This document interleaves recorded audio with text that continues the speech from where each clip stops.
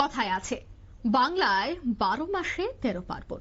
তাই বাঙালিদের 12 মাসে 13 পার্বণের মধ্যে একটি হচ্ছে বাসন্তী পূজা। অনেকে বলেন যে বাসন্তী কালে এই দুর্গাপূজা হয় বলে এটিকে বাসন্তী পূজা বলা হয়, কিন্তু শাস্ত্র বলছে যে প্রাচীন কালে শারদীয়া দুর্গাপূজায় রামের দ্বারা দেবী দুর্গার অকাল বোধনের আগে বসন্তকালে চৈত্র মাসেই দেবী দুর্গার আরাধনা প্রচলিত ছিল। প্রাচীনকাল থেকে পশ্চিমবঙ্গ, আসাম, ত্রিপুরা, মণিপুর, ওড়িশা, অরুণাচল প্রদেশ সহ বিহারে চৈত্র মাসেই দুর্গাপূজার প্রচলন ছিল। বর্তমানেও এই প্রচলন রয়ে গেছে।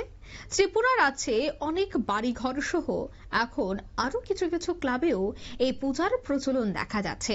আগরতলা শহরে বাসন্তী পূজাকে সামনে রেখে মূর্তি পাড়ায় চলছে বেশ প্রস্তুতি। এই বছর বাসন্তী পূজা শুরু হচ্ছে 3 এপ্রিল অর্থাৎ 20 চৈত্র থেকে, এবং সপ্তমী পুজো এবং নবর পত্রিকায় স্থান হবে 4 এপ্রিল 2025।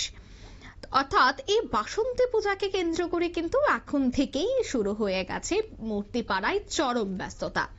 বিভিন্ন জায়গায় দেখা যাচ্ছে মা দুর্গার প্রতিমা তৈরি করতে নাওয়া খাওয়া ছেড়ে ব্যস্ত হয়ে পড়েছে মৃৎশিল্পীরা। কি বলছেন তারা, শোনাচ্ছি।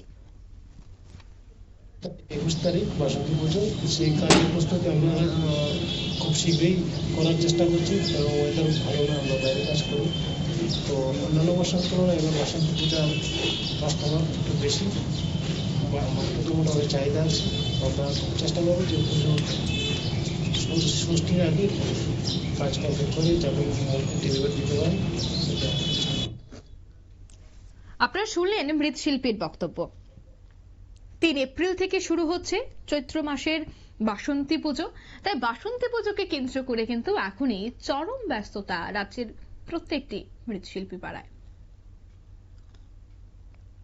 নিয়ে নিচ্ছে ছোট্ট একটি বিজ্ঞাপন বিরতি, সঙ্গে থাকুন।